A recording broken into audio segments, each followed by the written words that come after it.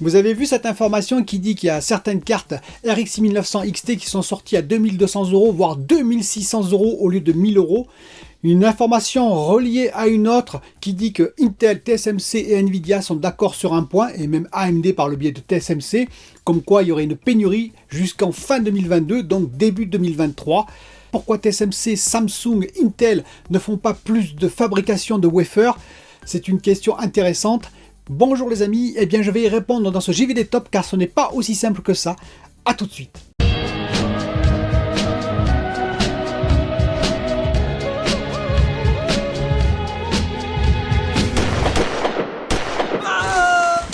Alors bien entendu, ça va expliquer en partie ce JVD Top la pénurie qui risque d'avoir jusqu'en fin 2022. Ça n'explique pas entièrement cette pénurie, il y a beaucoup d'autres causes. On va remettre un peu les bases, en l'occurrence pour ceux qui ne connaissent pas le process ou très peu, rassurez-vous, pour ceux qui connaissent ou qui ont vu mes précédentes vidéos, ça va être très rapide. On peut imaginer qu'aujourd'hui TSMC, ils font du 5 nanomètres, en particulier pour Apple, bientôt du 3 nanomètres en 2022. Et qu'est-ce que c'est? Eh bien, pour représenter ça, 5 nanomètres, si vous préférez, c'est la taille de base des transistors. Les transistors, ce sont toutes ces portes qu'il y a à l'intérieur, des milliards de portes qu'il y a à l'intérieur des APU, GPU, CPU et de tous les circuits électroniques qui sont reliés par des pistes de cuivre pour communiquer entre elles. Et ces pistes de cuivre font qu'avec les transistors, on a de la logique qui va être programmée. C'est les softs, en l'occurrence, les programmeurs qui vont programmer tout ça et qui vont faire en sorte qu'on va sortir grâce à ça des jeux. Les portes vont se fermer, vont s'ouvrir, etc., etc. Et ça va donc former des mots plus complexes. Et les mots plus complexes, par programmation, vont former des programmes de jeux ou des programmes divers et variés en informatique. Et donc ces pistes, en l'occurrence, c'est ces transistors de 5 nanomètres. On peut imaginer que les transistors, ce sont des maisons. Les pistes, ce sont les routes qui relient les maisons, par exemple d'une grande ville. Tout ça, c'est fabriqué sur des wafers. Chaque puce, chaque petit carré, c'est donc une puce sur les wafers, sur les galettes de silicium en l'occurrence. Ces wafers sont fabriqués dans des fabs, ce qu'on appelle des fabs de process, TSMC, Intel, Samsung, mais bien d'autres encore. Et il faut imaginer qu'un cheveu humain qui tomberait par exemple sur cette plaquette, un simple cheveu humain, fait 50 micromètres de diamètre. 50 micromètres de diamètre, c'est 50 000 nanomètres, c'est-à-dire 10 000 fois plus gros que le transistor ou la piste de base que je vous ai expliqué tout à l'heure. C'est un peu comme si sur votre route de 4 mètres de large, une simple départementale, il tombait un rocher de 40 km. Et oui, 10 000 fois plus, 40 km. Non seulement ça écraserait la route, mais ça écraserait tout le pâté de maison et bien plus encore. Donc vous commencez à comprendre la problématique essentielle et la toute première problématique même qu'il y a dans le process actuellement. Et donc pour fabriquer ces puces, pour fabriquer ces wafers, c'est fabriqué avec des dizaines et des dizaines d'opérations successives accumulées par des centaines de machines dans une salle qu'on appelle salle blanche. Pourquoi salle blanche? Parce que c'est une salle où il va falloir épurer l'air de toutes les poussières qu'il y a, du moins au maximum. Moins il y a de poussière, moins il y a de risque de contamination sur le wafer, moins il y a de risque que vous ayez un rocher qui tombe sur votre village en l'occurrence. Et bien entendu, il y a une classification qui existe pour ces salles blanches. Cette classification, elle va de la classroom, ce qu'on appelle la classroom, c'est grosso modo dans une pièce normale, jusqu'à la classe 1 pour les fabs les plus avancés, c'est-à-dire TSMC, Samsung, Intel, et bien entendu, ça va encore en dessous, mais il n'y a aucune fab qui actuellement n'est capable d'aller en dessous. Il y a les normes ISO. Les normes ISO, vous en avez sans doute entendu parler, ce sont des normes qui servent à la qualification, à la qualité de produit, c'est-à-dire pour définir la qualité minimum que doit avoir un produit pour avoir cette norme-là. Et en l'occurrence, pour les salles blanches, eh bien, il y a la norme ISO 9 jusqu'à la norme ISO 1. La norme ISO 9, c'est la pièce de vie que vous avez chez vous, et la norme ISO 1, c'est la norme la plus drastique. Les salles blanches sont donc définies par cette norme ISO, mais également plus classiquement par des classes, on appelle classe 100 000, classe 10 000, 1000, 100, 10 et 1. Ainsi, Intel, Samsung, TSMC sont normalement en classe 1, la plus difficile à atteindre. La classroom ou l'ISO 9, des pièces de bureau par exemple, eh bien on a à peu près 35, voire même plus, 35 millions de particules au mètre cube qui font plus de 0,5 micromètres, c'est-à-dire 500 nanomètres. Donc sur un process de 5 nanomètres, si vous avez une de ces particules qui tombe sur la plaquette, c'est comme si sur votre route de 4 mètres, vous auriez un rocher de 400 mètres qui tomberait sur cette route. Donc autant dire, tout le pâté de maison est encore écrasé par une seule de ces particules, et il y en a 32 millions par mètre cube.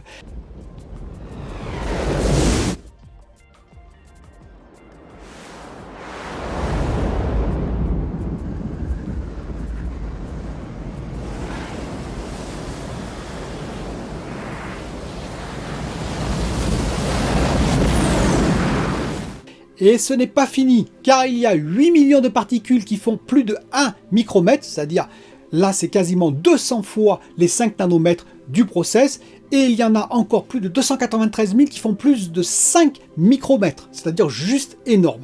Donc vous comprenez qu'il est impossible de faire du process aujourd'hui de wafer, et même avant, dans un tel environnement. Il faut donc, c'est pour ça que je vous le dis, épurer l'air au maximum. Mais vous allez me dire, alors la classe 1 c'est parfait, il n'y a aucune particule. Eh bien malheureusement non, c'est impossible d'enlever toutes les particules. C'est pour ça qu'il y a toujours de la défectivité sur les wafers. Ainsi, en classe 1, qui est la meilleure classe qu'on obtient en termes d'épuration dans les fabs les plus avancés au monde, on a quand même 35 particules qui font plus de 0,5 micromètres par mètre cube. C'est quand même beaucoup. On a plus de 1000. Vous entendez bien, 1000 particules qui font plus de 0,1 micromètre. C'est-à-dire que pour les routes qui font 4 mètres de large, dont je parlais tout à l'heure, eh bien, une particule de 0,1 micromètre, ça correspondrait à 20 fois plus, c'est-à-dire 80 mètres. Vous imaginez un morceau de rocher qui tomberait de 80 mètres sur cette route.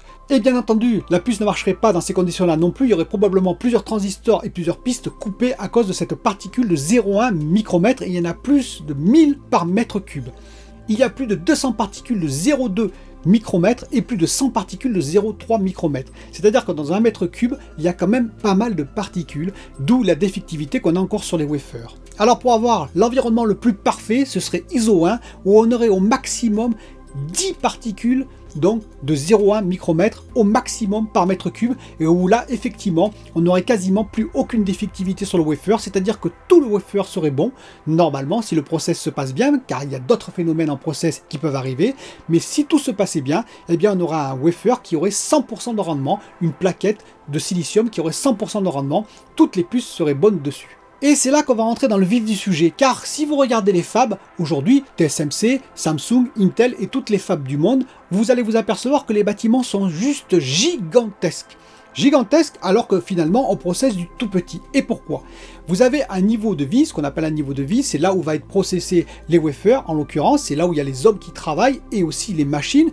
Et finalement, si vous regardez ce niveau de vie qui fait quand même toute la fab en termes de surface quasiment, eh bien il n'est pas très haut. Il fait 5, 6, 7 mètres de hauteur au maximum. Alors que la fab fait plus de 30 mètres de hauteur généralement, au moins 30 mètres. C'est-à-dire où sont passés les 23 autres mètres. À quoi servent-ils? C'est un peu comme le sommet de l'iceberg où on voit juste la partie émergée, mais la partie immergée est bien plus importante.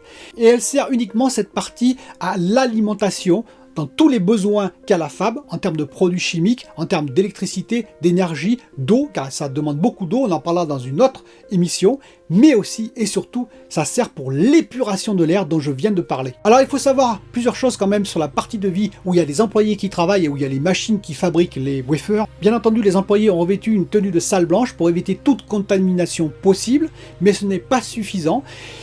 Les wafers, donc les lots, on appelle des lots, c'est-à-dire c'est 25 wafers. Tous les wafers sont toujours traités par 25 dans ce qu'on appelle des FOUP. Ils sont rangés, il y a 25 wafers par FOUP, et on appelle ça un lot. Un lot est composé donc de 25 wafers, chaque wafer, il y a des puces dessus, je vous rappelle.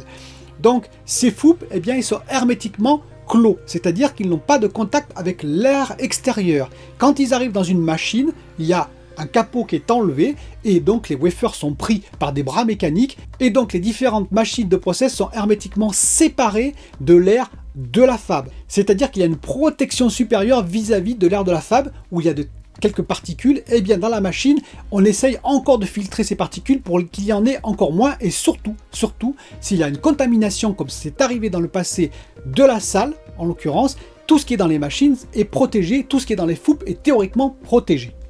Je vous rappelle quand même que TSMC, alors sans doute sur plusieurs usines, fabrique en même temps par mois doit sortir 140 000 wafers. 140 000 wafers, alors de différents process, 7 nanomètres, 5 nanomètres, peut-être d'autres process également, mais 140 000 wafers. Alors peut-être que c'est en 2 ou 3 fabs aussi, ce n'est pas précisé.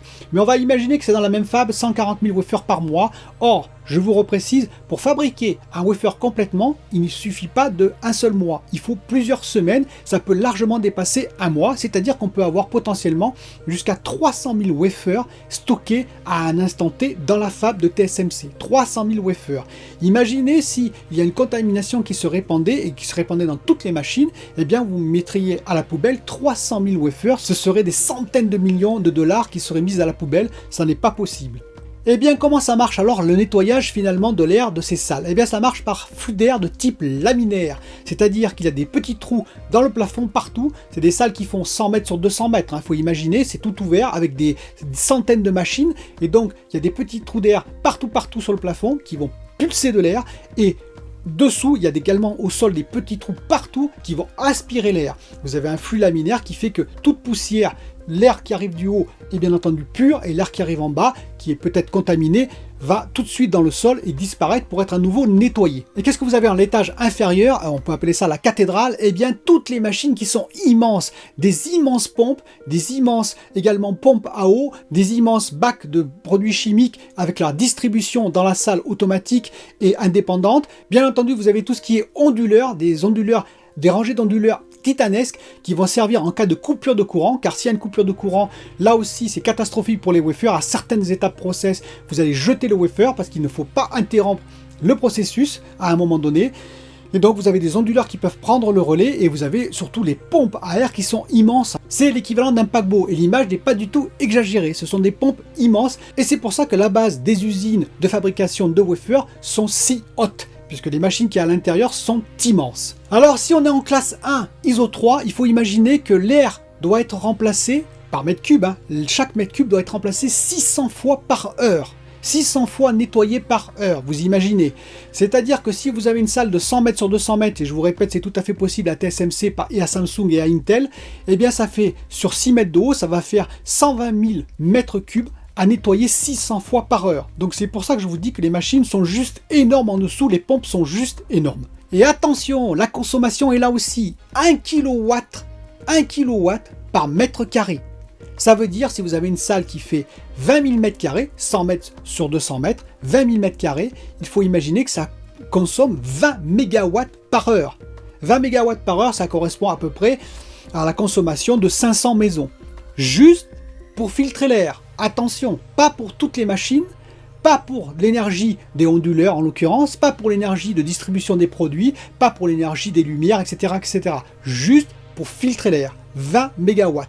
Il faut également savoir que si vous passez de ISO 8 à ISO 3, de classe 100 000, c'est-à-dire vraiment une filtration très très légère, à la classe 1, qui est le maximum de filtration comme on a à TSMC, Samsung, Intel et ailleurs, eh bien ça coûte 2,5 fois le prix de départ. C'est-à-dire que vous allez filtrer, vous allez commencer à filtrer. Si vous voulez vraiment filtrer comme il faut, ça va coûter 2,5 fois le prix en termes de matériel. Ce qui n'est pas un grand gap, on peut dire, mais quand même, ça coûte un peu plus cher. Et ça coûte surtout très cher en maintenance, parce que là, par contre, vous avez 10% de temps de maintenance de toutes les machines. C'est-à-dire que vous avez une machine, pendant 10% de son temps de fonctionnement, eh bien, c'est 10% de maintenance.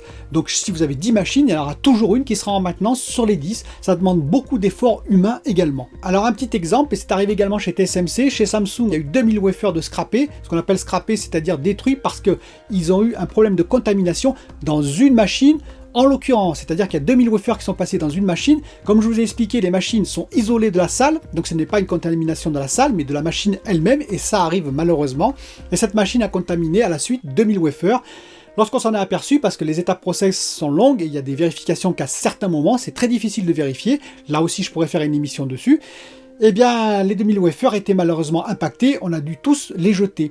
Et en 7 nanomètres, par exemple, ça coûte 10 000 vendu à 10 000 $ le wafer. Donc si c'est arrivé à TSMC 7 nanomètres, même si c'est arrivé à Samsung 8 nanomètres, c'est à peu près pareil, 10 000 $ le wafer, 2000 wafers de perdus, c'est 20 millions de dollars de perdus. C'est juste énorme et ça va très très vite. Donc fabriquer une usine comme ça ne prend pas 1 ou 2 ans, vous l'aurez compris. Il faut des piliers de soutènement qui vont très très profond, car elle doit être très très stable, et oui, parce qu'en particulier on procède du 5 nanomètres, voire du 3 nanomètres, la moindre vibration serait catastrophique.